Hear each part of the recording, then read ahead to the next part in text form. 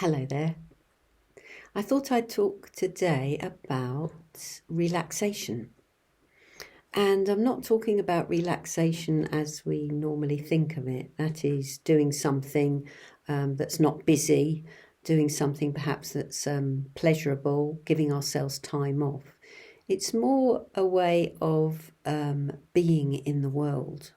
So sometimes I find myself saying that enlightenment is nothing but a state of relaxation. Not that I know what enlightenment is, but that is how I see it at the moment. A state of perfect or total relaxation. And what do I mean by that? So what I find is that mostly we're leaning forward in the world, always leaning towards something, leaning towards the future, making plans, not being satisfied with where we are, and even not being able to leave the past behind, having regrets, all the sorts of memories that stir us up, often pleasant memories as well, but kind of not being able to just relax where we are. And probably most of you are familiar with Buddhist images of what's known as the posture of royal ease. So if you don't know that one, do look it up, a Buddhist posture of royal ease. And it's a very relaxed state of being. So that mudra, or that way of sitting, is definitely not leaning forward into life in the way that we often do. And however relaxed we actually are, we can always be more relaxed, much more relaxed. And that's quite fascinating to actually find out in meditation how unrelaxed we are. The tensions in our body or the tensions in our mind, not being able to let go, having expectations in particular. There's a fine balance, isn't there? Because obviously we wouldn't meditate if we didn't have some expectation that meditation was going to help us be calmer, that it was going to help us to, let go of some of our anxiety. But how to do that? I think what we find in meditation is just how tense we are, or just how wanting we are.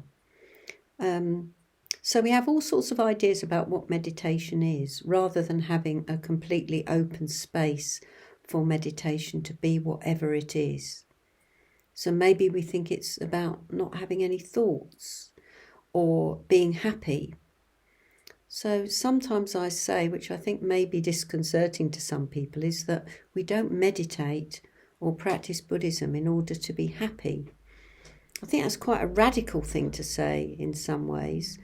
So I often pair that with talking about embracing a state of positive hopelessness.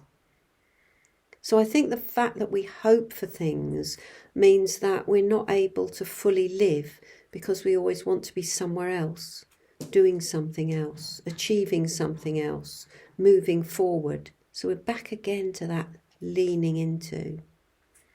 And if we can let go of that, if we can learn how to relax, it's partly letting go of trying to control, and also of seeing things as permanent, thinking that we can fix things, make them okay, but also fix them so that if we get our life right, then there'll be some sense of stability. But there's never stability. There's always movement, there's always change. And if we can enter that flow of change, it's a bit like being like a bird in the sky that doesn't leave any trace. It just flies all the way through, letting go of fixing things. It's not easy, is it? It's not at all easy. But knowing that nothing sticks, that nothing stays the same forever, that's very helpful when we're suffering, and it's actually helpful when we're not suffering as well, when we're having good times, because it helps us enjoy them more.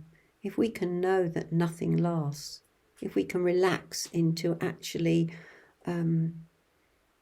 being in our awareness in such a way that we're completely open, it's so much more pleasurable.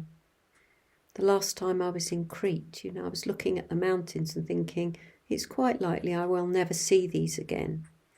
And yes, in a way there was a poignant sort of sadness as well. But overall, it was a very positive experience, just thinking, really let myself soak these in. Don't just read or distract yourself with something else. How does it feel to be in these mountains that are centuries old? And just made the experience so much more. So that's all for today.